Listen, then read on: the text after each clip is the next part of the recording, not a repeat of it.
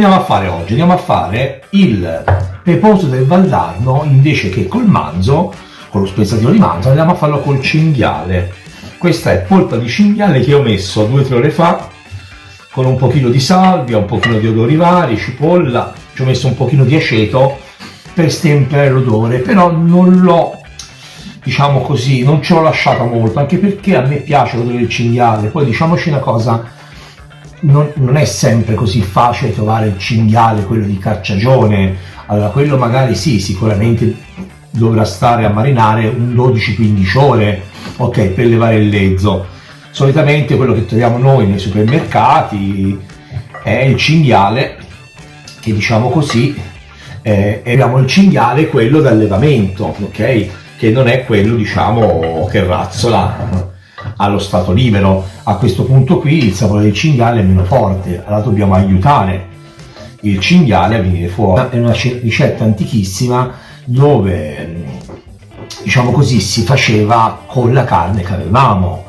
A oggi, diciamo, se abbiamo questo dogma che va fatto con il manzo, invece assolutamente lo possiamo fare benissimo col maiale o col cinghiale, come si faceva una volta, un misto, quello che trovavamo, quello che si trovava si faceva, ok? E questa qui ha una ricetta antichissima, addirittura risale alla ricetta della costruzione della Basilica del Brunelleschi a Firenze, dove le persone che lavoravano a questa costruzione si portavano a sé sul lavoro la schiscetta. Se la schiscetta era il nostro, diciamo, peposo di impuneta, che veniva messo nei cocci, veniva messo, le donne praticamente la sera prima lo facevano, lo mettevano nel coccio, lo lasciavano nel camino. La mattina i mariti andavano a lavorare, si portavano questo coccio e i mariti all'ora di pranzo, diciamo così, lo mangiavano. Una cosa favolosa.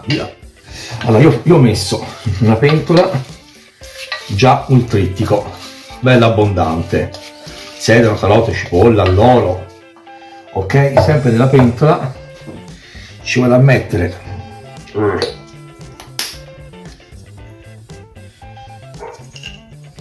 del ginepro,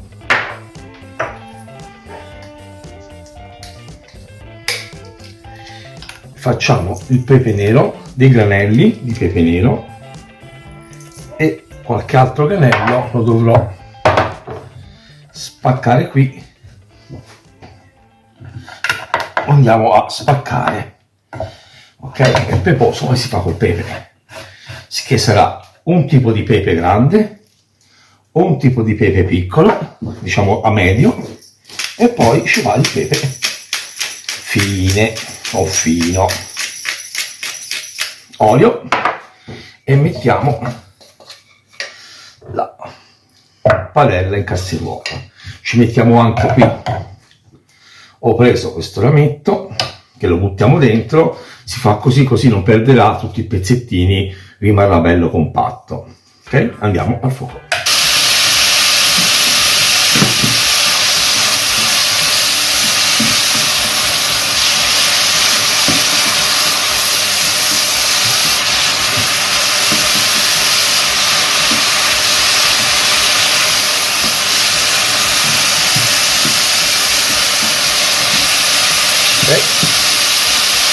Mettiamo il nostro cinghiale,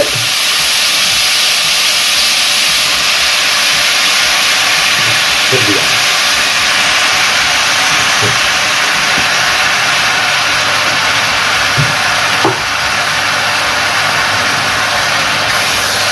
Facciamola rotolare.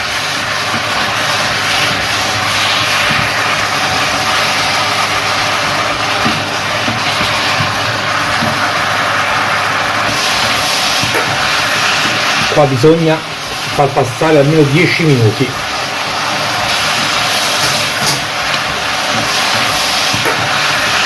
Qua bisogna far passare almeno 10 minuti.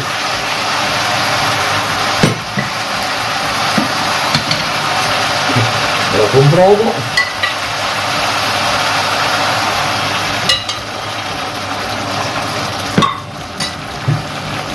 Qua c'è la mia collaboratrice che è molto attenta.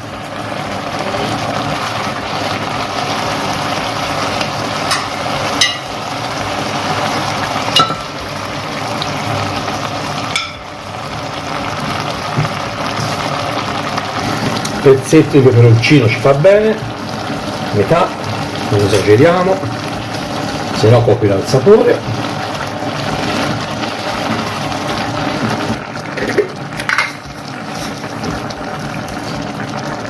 Sale grosso,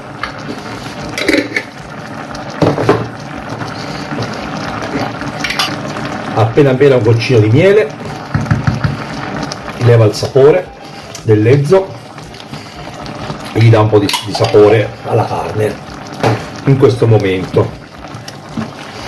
È una ricetta antica, vi ricordo che si usavano questi ingredienti, il miele era a disposizione.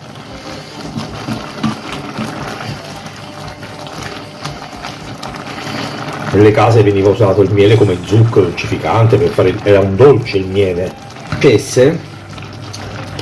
Io ci metto un po' di concentrato per un discorso di colorazione, così mi diventa un pochino più colorato.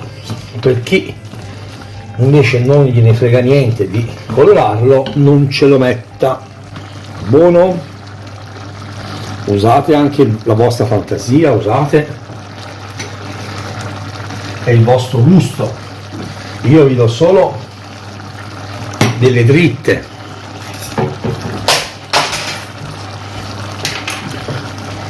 Dovrò stare così almeno un quarto d'ora.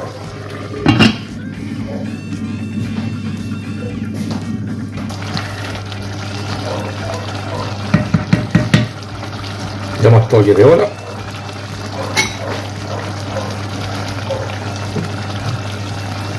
Beh, a questo punto vino toscano,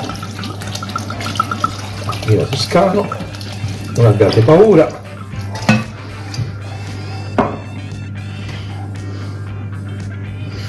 Bollizione. Io ho preso una pentola apposta che vada nel forno, perché dobbiamo replicare la ricetta del coccio di creta che va dentro al fuoco del camino, che io replico questa. Se volete la potete benissimo far finire, se non avete una pentola del genere apposta, diciamo da forno, anche da forno, lo potete benissimo far finire qui al fornello. Io farò così perché ho questa, diciamo, questa pentola e la ricetta insomma è fatta in questa maniera. Questa ricetta la farò così. Forno a 200 gradi, oddio, dentro,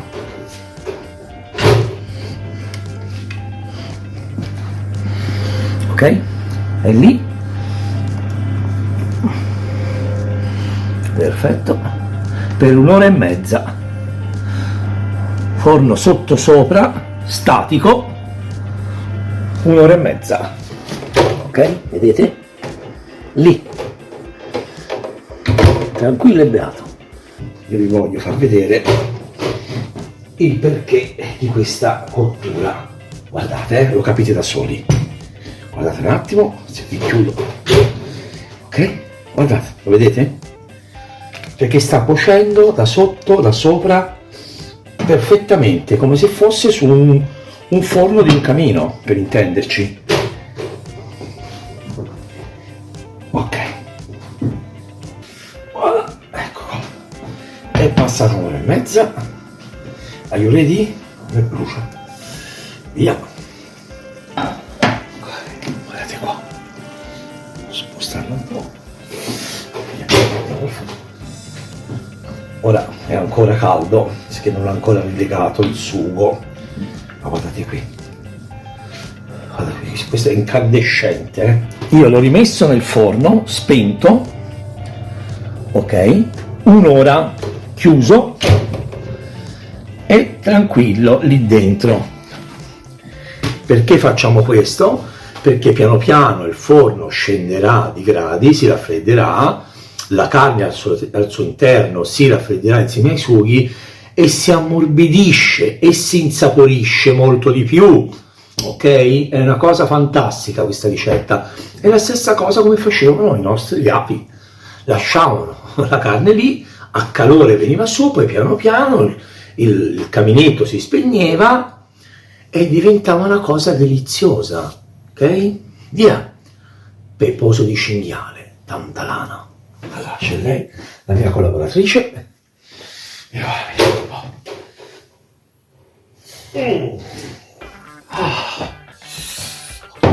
Ancora.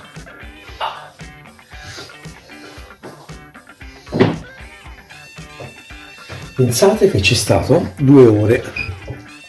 Pensate a voi. Ore. Facciamo così. Che bel colore. Guardate, per farvi capire. Guardate qui, guardate. Tac. Il burro, guardate. Guardate. Come si sfilaccia. Grasso. Guardate qui. Il cinghiale. Guardate. Tac. Peposo di cinghiale. Ricetta fantastica. E che dire, alla scoperta delle vecchie ricette,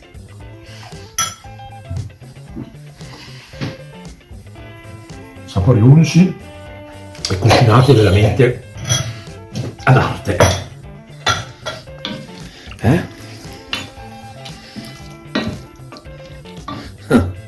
No, non mangia lei. Vediamo un po' se arriviamo in società. Vieni. No.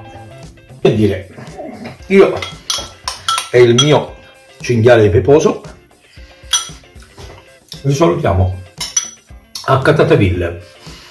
Mettetemi like, mi piace, mi raccomando. Io mi sto impegnando parecchio, fatelo anche voi. Wow. Guardate qui. Guardate che bellezza. Sì, mi sono scordato di dirvi questa cosa.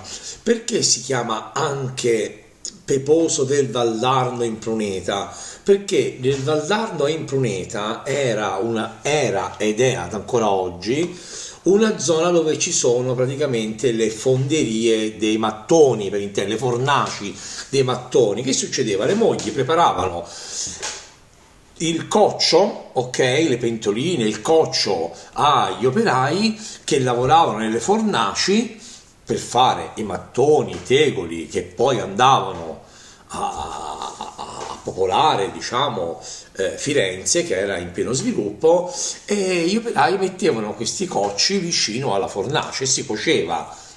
Questo è uno, e quello è quello che vi ho detto prima. Invece chi invece lavorava all'uovo, come gli scalpellini e tant'altro, invece venivano messi al fuoco. Questo, diciamo così, è una nozione in più.